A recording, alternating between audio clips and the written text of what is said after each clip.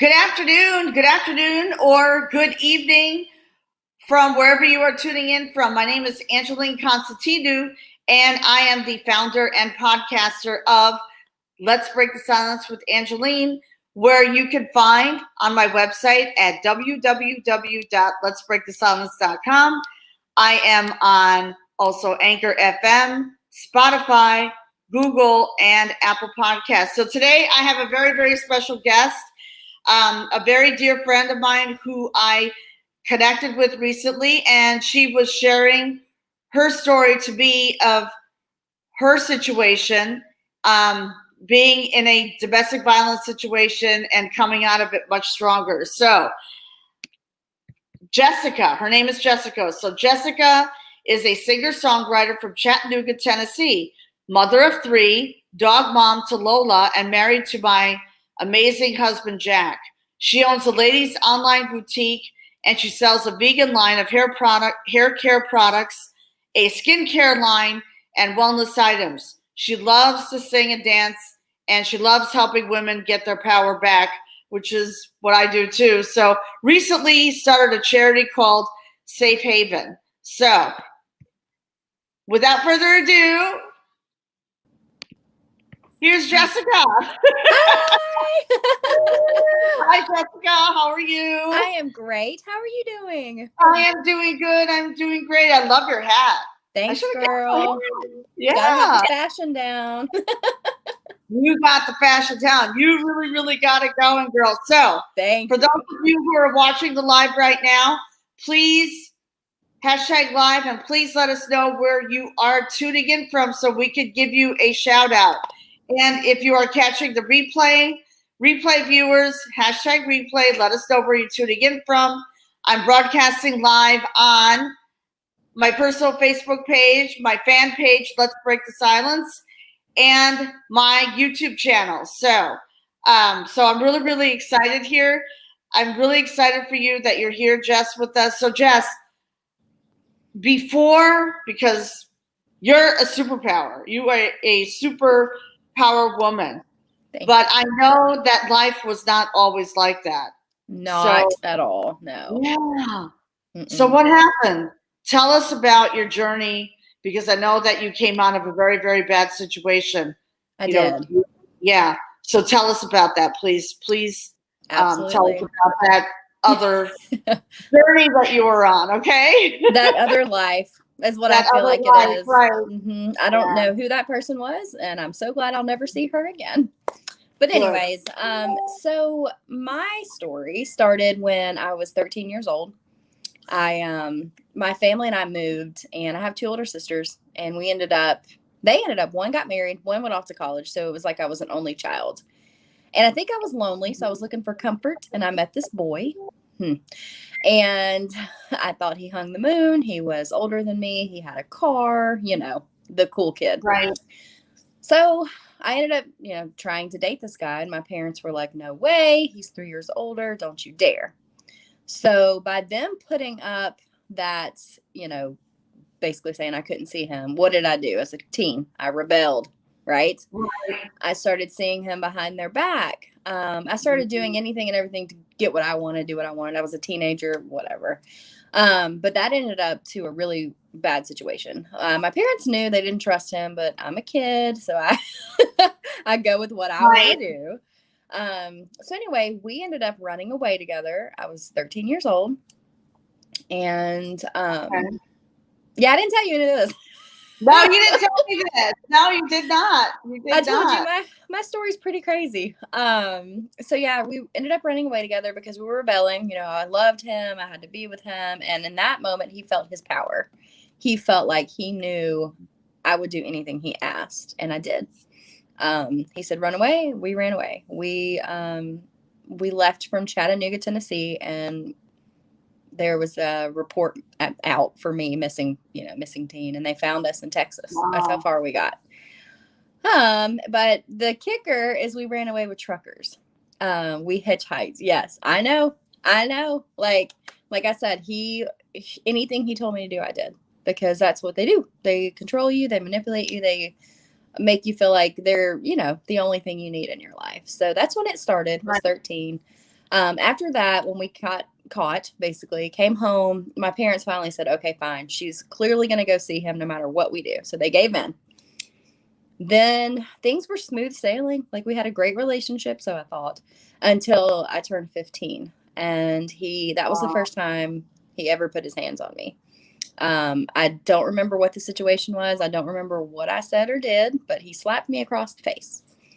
And in that moment, I just stood there. I kind of looked at him and I was like, well, why'd you do that? Like, Yeah. what is wrong with you? So I'm bawling. And of course he grabs me. I'm so sorry. I'll never do that again. That's when it started at the age of 15. And it slowly progressed, to get worse, over time. And let's just say it was 9 years of pure, what. I lost Yeah. my family. I lost my friends. I was told what to wear. I was told how to, I couldn't wear makeup. I couldn't do my hair, which is something I love. I love fashion and I love getting glammed up, and I wasn't allowed to do that. And there's so many different stories I could tell y'all, but we'd be here all day. But what it boils down to is he controlled everything. I mean, he took me from me. He took all my power. He took everybody out of my life, my friends, my family. I didn't even speak to my family for years because of him, and they tried. It wasn't them not trying. I just was scared to do anything against what he said. He broke my hand. He broke my nose. I mean, it was very violent. I just, I think back on it and I'm like, wow, how am I alive? The things I did for him and with him, I'm like, there's Right. I don't understand, but I'm thankful. I'm glad I'm still here. But at the age of 22, I finally was like, okay, we were engaged to be married. And when I told my family, it was supposed to be something so happy. And what I told them was, hey, I'm getting engaged, but if it doesn't work out, I'm keeping the ring. Like, that is not the way you tell someone. No. I know. And so thank God it didn't work out. Thank goodness there were no children. I never had any children with him. So at the age of 22, my best friend at the time literally came in his home and drug me out, helped me pack my stuff while he's still trying to hit me the whole time. Police were called. But yeah, I got out and I never looked back. Now, am I going to lie and say that it wasn't hard and I didn't miss him? No, because it's so twisted. You get so in love with this person that you think you love, basically. And it's hard. It's so hard to walk away and so hard to grasp the fact that you let someone control you for so long that you don't even know how to love yourself anymore. Exactly. And I think that's the hardest part, is walking away and learning to love you again, because you didn't love you for so long, because you just put all of you into that other person, because that's what they do. That's what they want from you. They want to control you. And there was one scenario where I was listening to like some music when he got home from work that he didn't approve of. And so he like pushed me over in the computer chair and started hitting me over music. Like, what? Oh I my look God. back and I'm just like, what in the world was I doing? Like, but anyway, there is a happy story to this. So I went through all of that to be where I am now. Yes. So, like I said, 22, I left him. I ended up going back and living with my parents to kind of get back on my feet and find me again. I stayed with them for, I guess, about a year. And then I met a really nice guy, and he treated me well. So we dated for a few years. That didn't work out, but that's okay. I'm with who I'm supposed to be now. So I met my husband. I moved back to Chattanooga from Atlanta in 2012. And I had met my husband previously, like just as friends. He was married at the time, so obviously I was not going to do anything with that.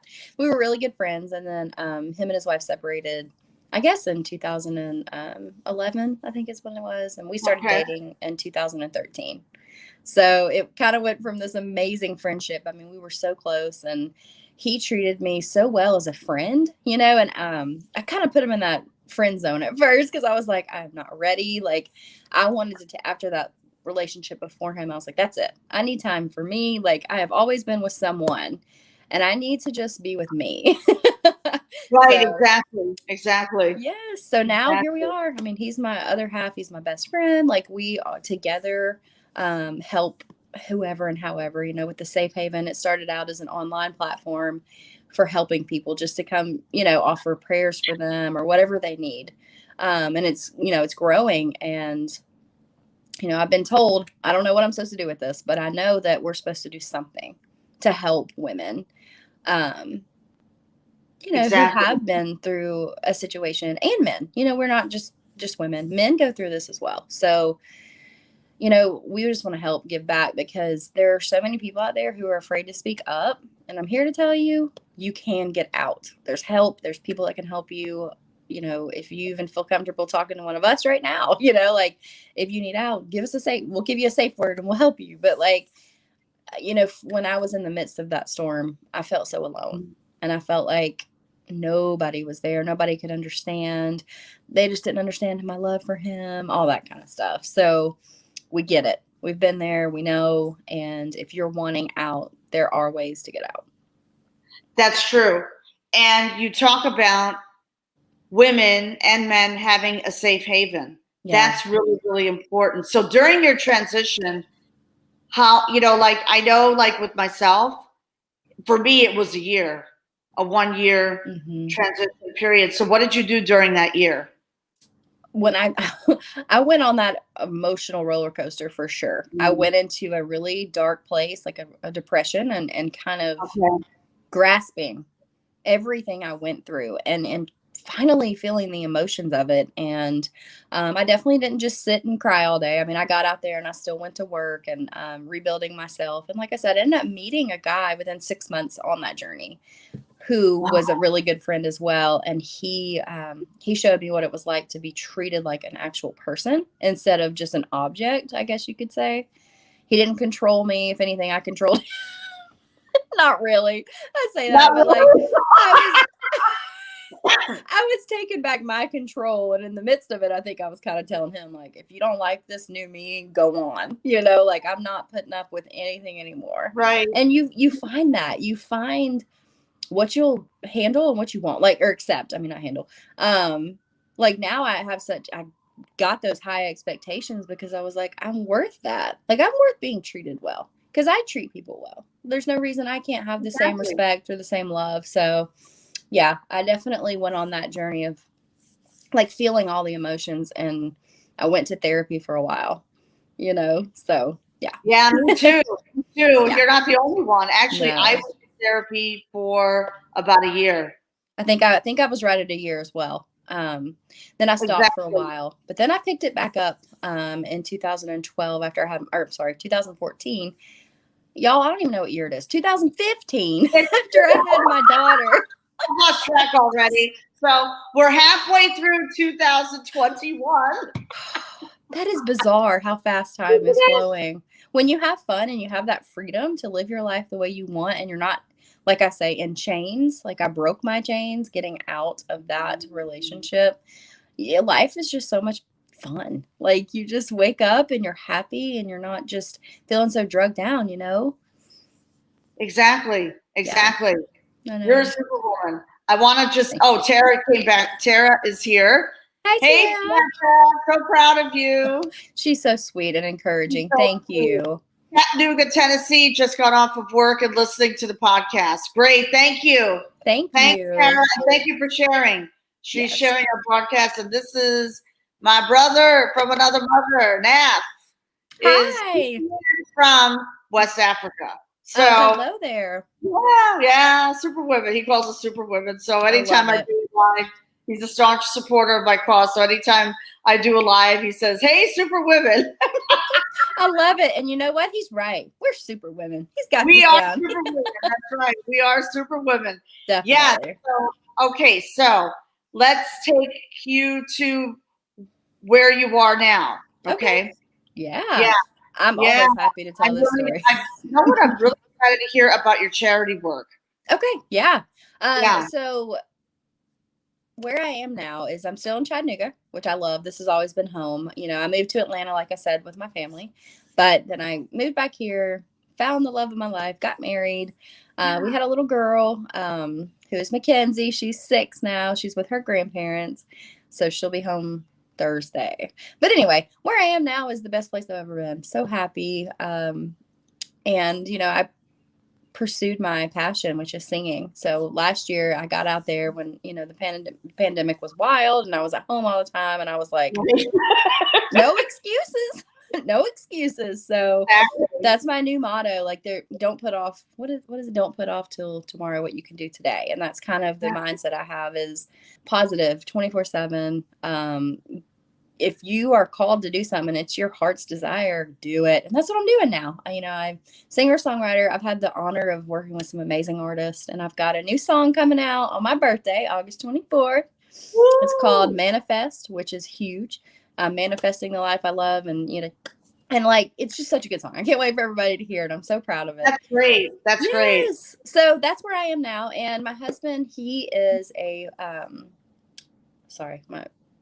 got distracted. Anyways, so he started the Safe Haven as a place for people to come together. It's online and pray for each other, send good vibes, whatever you guys do.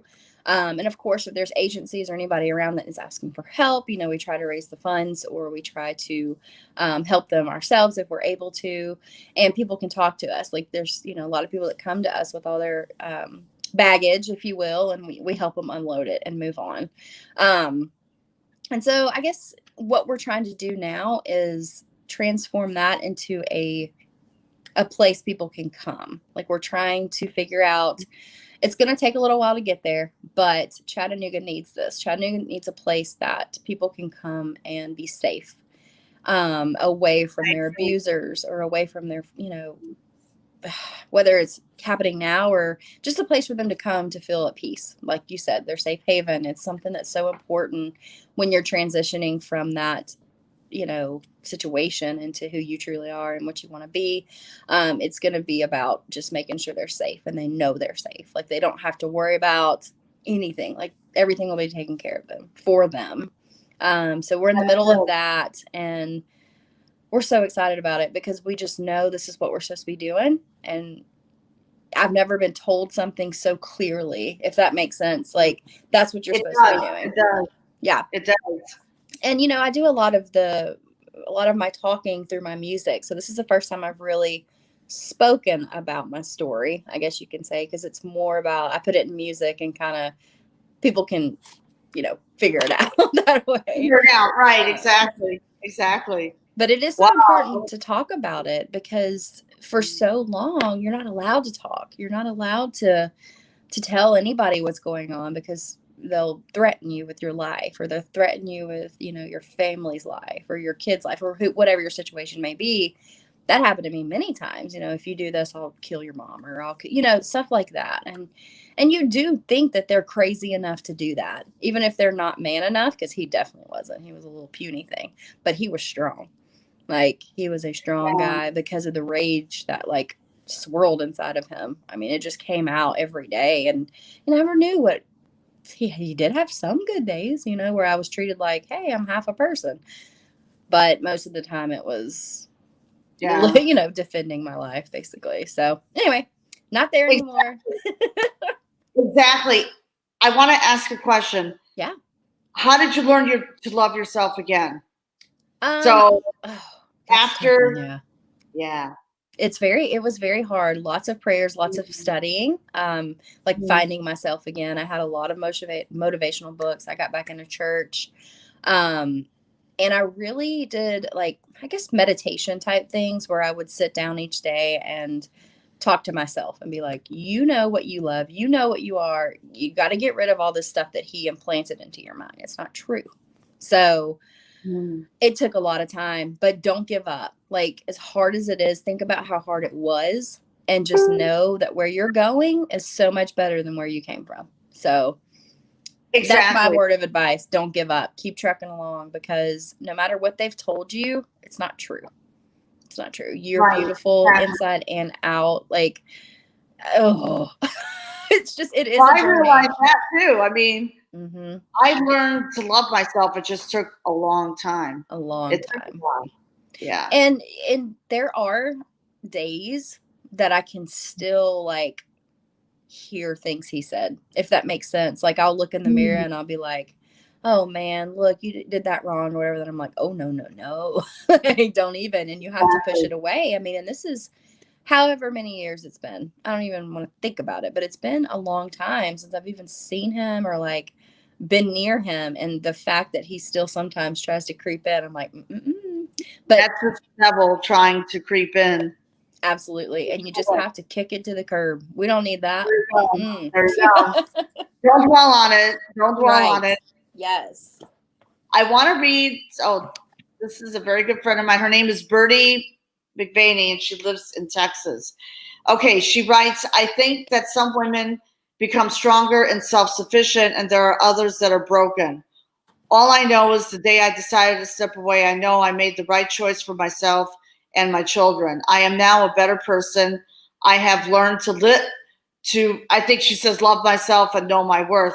There you go. Boom. So true. Yes. So true. Very well written too. Yeah. Very well written. Mm-hmm. Great Very inspiration. true. Thank you, Bertie. Thank you. Good for And you, Bertie. Yes. thank you. Chattanooga does. That's right. Yes. We need that so badly here.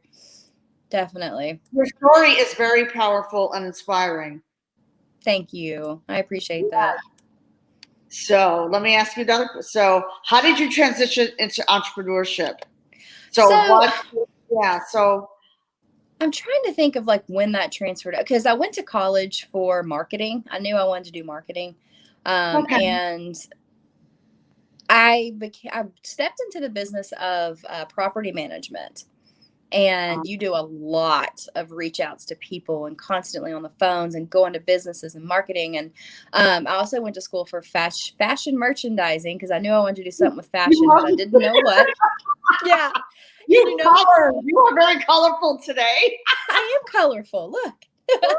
No. And then I also, in school, I was also part of like a small business management. So literally everything I went to school for, I do now because it's like I already knew, but I didn't know where it was going to lead, And so after doing things for so long for other companies, I was like, okay, I need to work on me and what I want to do. Why can't I have a big corporation?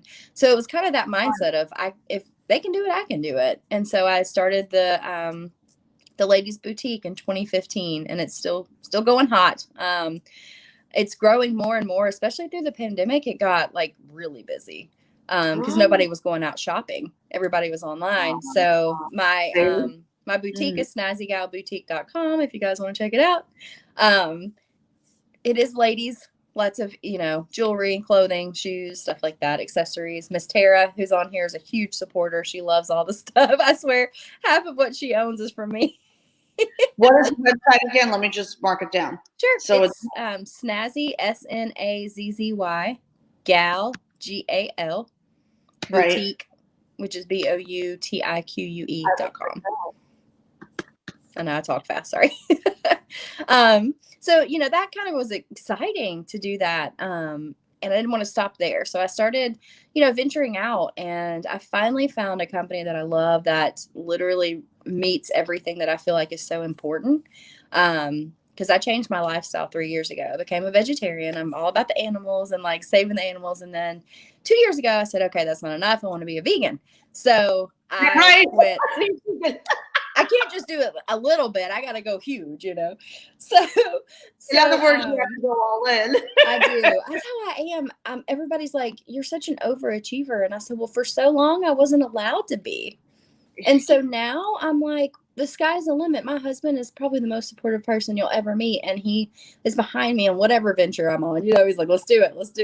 So it's great to have that support system. He's incredible. But yeah, so then I found Monate, which is a company that's all vegan, organic. There's no additives, no bad products that are for your hair or your skin. So I sell hair care, skin care, and wellness items because I've lost 75 pounds just by changing my lifestyle and my mindset about my worth, I guess you could say, because after I had my daughter, I had postpartum depression pretty bad. And I didn't know I did. And I went through it for like 3 years. It was tough. And I finally got out of that. And that's when I lost all my weight and found this company, and I love it. I love helping women and men. We have pet care line. We've got kids line. So I feel that's kind of what I wanted to do. I wanted to run my own show. Like, and that's what I do. You know, I do my own music. I have my own boutique, and I have my own entrepreneurship, as you said. You know, selling those amazing Right. items to help people is, I guess, helping people is pretty much what pushed me, is wanting to help people, but on my terms, not have to answer to other people. Kind of selfish, but it's fun. Exactly. It's all about living life on your own terms. Yes. And like, you know, getting to travel when you want, I can work from anywhere. My office is literally wherever I'm at, whether I'm inside, outside, at the beach, you know, whatever. I mean, I work from wherever I am, and that's such freedom to just be able to do that. Like, it's Exactly. amazing. So It when you asked me, like, I don't even remember who that person was, because I don't is. have to answer to anybody. I mean, I talk to my husband, obviously, but I don't have to answer to him. Like, he's going to be supportive if it's legal, obviously. Right, but that's true. That's important. That's important. Yeah, Yes, your I would never husband do did anything illegal anyway, when but I you wanted to went make on that point vacation clear that I'm not recently. some like crazy person. Right, and you went on vacation recently with your family, so I can see that your husband is a staunch supporter of your cause. He is. And he started Safe Haven online, and then I came to him recently and was like, we got to do more. Like, we've got to help more people. We've got to branch out bigger. And he's like, I agree. So long term, our goal, I know, is when we get our home, to get a farmland with it, so we can build kind of the sanctuary, not sanctuary, but the safe haven behind us, so we can always be there with them and always help them. Um, there's just so much we want to do, you know, and I feel like it's going to happen. I mean, I know it's going to happen. It's just, we're It waiting will on happen. that final answer, like exactly what it's supposed to be, if that makes sense. It does make sense. Yes. Yeah. Most definitely, yes. Yes. Like, I know it's going to happen. And like Tara said, Chattanooga needs this. So we're going to be Exactly. what they need, you know? So yeah, I know that that's my purpose, is to help domestic, you know, situations. Similar to what I'm doing. Yes, absolutely. Podcast. Like, I was so honored to be on this, because it is so important to share your stories and to let be that light that people need, because right now they're seeing nothing but darkness when they're in it, you know, just defending their life every day, and wanting out but don't know how. Like, I didn't know how, and I tried to leave on my own way multiple times, but it sometimes it takes that person physically pulling you out of the situation. Exactly. Exactly. No, I agree with you. I agree Yeah. with you. You know, And it it's took me a long time. Unfortunately, I come from the school of hard knocks. So I don't know about you, but it just takes so much time. And what Birdie touched on is, you know, I'm a better person. You're a better person. You, you know, and there's a lot of women out there who are suffering, and men too. Oh You yeah. know, they're suffering. I mean, there are support groups online. There are, you know, Facebook groups, but they're suffering right now. There, yes, it's such a dark place to be. And, you know, Yeah, to it be is. that reminder that they're not alone, that, you know, other people have been through it or are going through it and are going to get out. Like, there's hope. You can get away. You may need us to come drag you out, but that's fine. That's what we're here for. Exactly. Yeah, I will come drag you. You know, I'm not too crazy strong, but my husband's pretty strong. So Oh we can yeah. do The this. big word is hope, Yeah. because without hope, there's nothing. There's nothing. And you feel so defeated every day. I remember that feeling. Exactly. Exactly. I remember when during my transition, I partnered with a health and wellness company at the time that I was very, very passionate about, because I Mhm. wanted to help people. Yeah, See, I wanted to help people. And the same thing with you. You know, we want to help people. definitely. Yeah. How Always. do you help someone who is still in that victim mindset? You know, it takes a lot. You literally have to talk to them multiple times. It won't happen overnight, and you have to be patient with them, because think about how many times people came to us and were like, I can help you. And we're like, no, I'm okay. You know, I'm good. I'm fine. I love But being we're beat not. up. It's wonderful. Like, We you just get so twisted in your head. Like, brainwashed is a good word. Because they do. They brainwash you and think that you're not worthy. So sometimes, and I've been told I'm pretty easy to talk to, so it does take a few times, but in the end, I can pretty much help them, kind of get through and show, I've even shown pictures. I mean, I don't have them anymore. I have burned them. But at the beginning of all this, I had pictures of myself where I was bruised up and, battered. Yeah. And that helped, but it didn't help me. So I got rid of it. I burned it. I can tell my story. I don't have to show it anymore, if that makes sense. But yeah, patience is huge. You have to have a lot of patience with people because, gosh, if I could like hug everybody that tried to get me out, I would find them today and be like, thank you, thank you for trying so hard. And eventually they did walk away because it's so hard to see, someone you love just be so stuck and not see their worth. So patience, don't leave. keep fighting for them. Keep fighting. Exactly. Yeah. Exactly. I agree with you. I agree Yeah. with you. Eventually they'll become victors. It just takes time. It does. And until it's kind of like something has to click within them to say enough is enough. And until they get to that point, it's kind of like an addiction. Nobody's going to change until they're 100% mentally there. No matter how hard you try. And unfortunately that does happen sometimes. Like, I'm going to tell this quick story. This was, I guess, it was my 21st birthday. We were driving home and we were both a little intoxicated. Like, I realize now we should not have been on the streets. So I said something to fire him up, and he, this is when he broke my nose. Like, he backhanded me and punched me in the nose. I was in the passenger seat and he was driving. The windows were down and I screamed. Obviously that hurt, like, ow. And the cops pull us over. And they're like, have him in cuffs, or like, look, don't be another story. Don't be another woman that doesn't put him in jail. I didn't put him in jail. I said, no, I probably deserved it. And we went home because I lived with him. Like I said, he had pushed me away from all my family and everything. And we went home, and guess what he did? He hit me again. It's like, how dare you scream when I hit you? And I'm thinking, I could have had his butt sitting in jail right now. Instead, here I am getting beat up again. So it happens. I mean, just you have to get to that point to where you're worth so much more than that. And, the police officer was so nice to me. He was like, please, lady, please don't be the statistic, like, get out. Be a statistic, right? Yeah. I am very fortunate and very grateful that I am not another statistic. Yes. Okay? Yes. It's so powerful to be able to say that, we're not. Exactly. And if you're someone that comes on and watches her podcast and you're in the middle of it and you're like, okay, there's hope. There is. Like, you don't have to be a statistic. You can get out. So exactly. Yes. You can get out. There are resources. So, like, I went for therapy and did a lot of work on myself. Absolutely. And it's very important. People kind of look down on therapy. I don't. I feel like it's so important to get what hurt you out of you so you can move on. Personally, that's what I feel. And I also take some classes that are about positive mindset. I've been doing it for about a year. And I'll tell you what, in that year, I have shifted. That's what I do. Yes. It's so important because the way that your mind has been so corrupted your whole life. I mean, it starts from birth.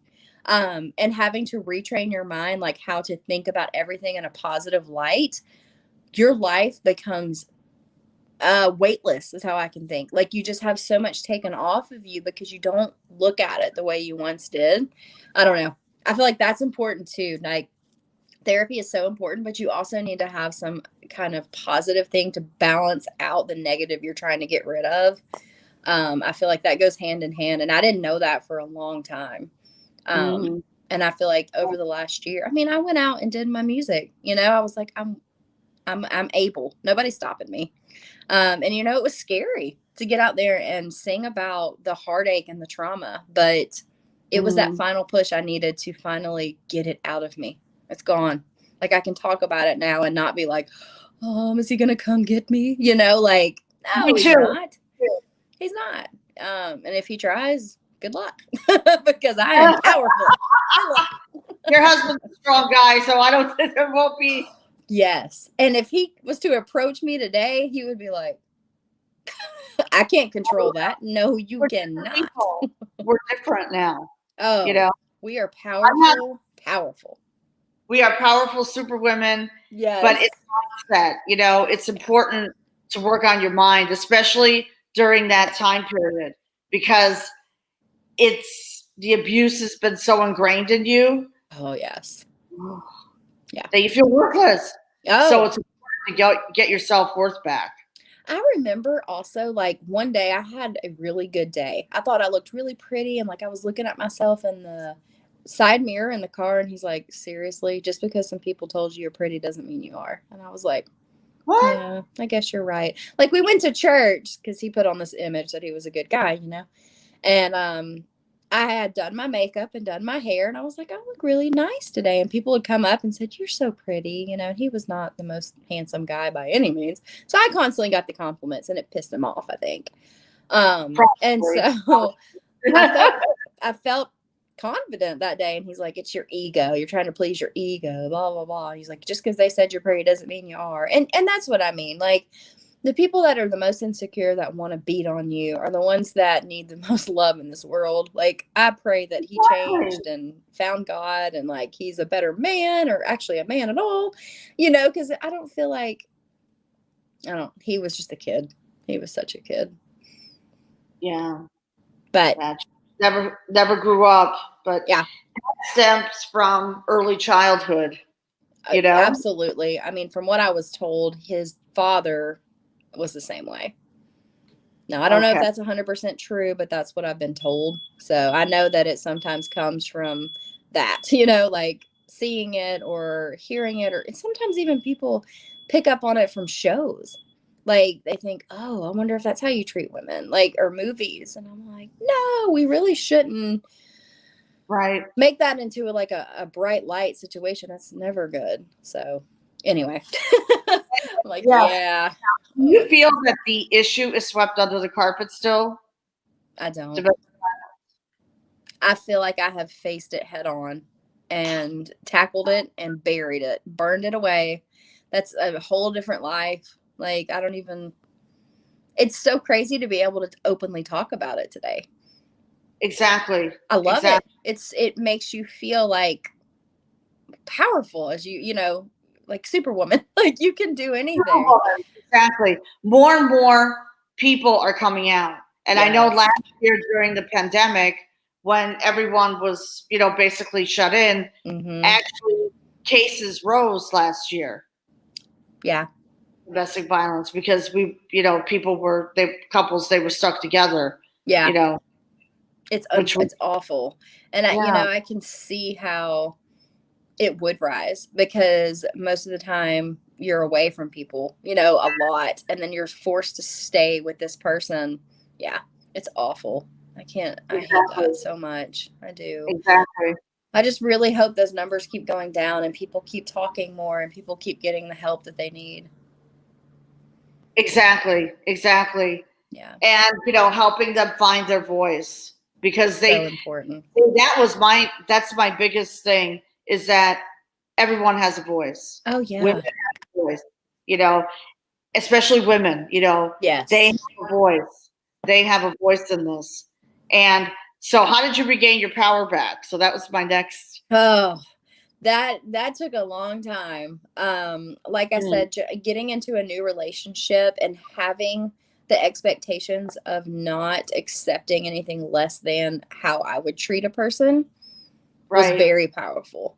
And like, I went into that dark place and I feel like going into that depression and focusing on everything that happened to me was the hardest thing. But at the end of the day, I got my power back because he wasn't there anymore. He was gone. I mean, he wasn't there telling me you're not strong or you can't do this, you can't do that. And like, what? No, you don't tell me anything. When I finally realized that I had my life back, it was just a whole, like, it's like you see the light, I have a song kind of about that. It's called The Light, and seeing your worth and seeing your way. And that's what happened to me. It was literally like a moment. Like, it was just like, yeah, And it wasn't easy. I mean, you've been controlled for so long that you look for others to control you. You're like, well, what do I do in this situation? You find yourself asking people, how would you handle that? What would you, and then you finally are just like, well, this is what I'm going to do.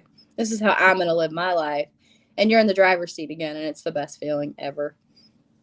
It's so Absolutely. good. Absolutely. Yes. It's more than ever. Yes. Oh, yeah. It's important to take that control, take control of your life, So in closing, any closing, I'm sorry, words, because we're coming up to 45 minutes. So. Oh gosh, that was fast, wasn't it? Yeah, it's fast. Wow. This was honestly. Anything in closing, any encouragement that you want to give? Keep going. Do not give up. Remember that you are worthy of love. You're worthy of, getting out of that situation, because your life is valuable, no matter what the other person or people are telling you. I mean, it could be parents, it could be boyfriends, girlfriends, whatever, whoever is causing you any doubt in yourself or any heartache or any trauma, they're wrong. Like, you are worth so much, and reach out. We're here to help you. There's agencies that can help. And I know you're scared. I know you're scared. Don't be, though, because making that step away to the fear is so much more than the fear that you're living every day. Because the new fear is just starting over. Starting over can be scary, but staying in the situation is the worst decision you could ever make, because you'll never get out. Every day will just be like, well, I'll leave the next day, but you won't. So just do it today. Today's the day. Go. Today's the day. Yep. Do not procrastinate. Yes. Don't put it off. You're worth so much more than your current situation. I promise. Exactly. And you deserve more in life. Definitely. And I just wish that I could just grab everybody and just give them big hugs, like, and just make them know and make them see it. But you will see it. But today's the day. I'm telling you, step out of that, because it is a prison. It is not life. That's not how you want to live. Being able to control who you are and love yourself is the best choice you could ever make. Absolutely. Absolutely. Now, where can people reach you? Because I have your boutique. Oh, yeah. So where can people reach you? So for my music page is jesshaynes.com. Very simple. It's just my name.com, jesshaynes.com. And that's all my music. You guys can go listen to all the encouraging songs that I have out about domestic violence. Trust me. Oh, it's Haynes, Haynes. Oh, no, it's okay. It's okay. I got to edit it. Sorry. Totally fine. And then on Facebook, Jessica Phillips Haynes. You can find me there. Send me an inbox. I'll happily talk to you about anything. Music, fashion, violence, whatever you guys want to talk about. And then I'm trying to think I have a link tree. I think it's linktree-jesshaynes.com, and that's all of my businesses together. All right, good. Music is important, because I remember. Important. Oh, so it soothes the soul. It does. And, no matter what kind of song it is, it can reflect your life somehow. It can be a part of you, and you're just like, wow, I needed to hear this today. I feel like music is one of the most powerful tools of recovery for anything. I agree with you. Absolutely. Absolutely. Well, I want to thank you, Jess, today for joining me today and for being, we're good friends, my special guest on my podcast, Let's Break the Silence with Angeline. Yes, thank you for having me so much. Oh my gosh, it's such a pleasure for you to be here, and your story is very, very powerful. So, in closing, everyone, if this live resonated with you today, please share this out with a friend, or share this out in a private group, someone who needs to hear this powerful message, because people are watching us. Yes. More than ever, there are people who are on social media who are watching us and need to hear this powerful message of how you can come out of domestic violence and regain your power back. Find your voice and regain your power back. So my podcast will be uploaded. This is the 20th episode. Yay! Oh, yay. Woo, that's awesome. Yeah, so the 20th episode will be uploaded this week. Look for it on letsbreakthesilence.com, Anchor FM, Google Podcasts, Spotify, and Apple Podcasts. Okay? And please feel free to share my podcast out. Please subscribe to my podcast and give it a rating. I would really, really appreciate that because the word needs to be spread. We need to break the silence on domestic abuse. So, with that, I am going to end this live broadcast. I wish you all a great day. Just stay on for a few minutes after I end this live. And I wish you all a wonderful day. And for those of you who are watching the replay, just let us know. And please give us your thoughts on this live. Okay, I wish you all a great day. And have a great day. Bye, everybody.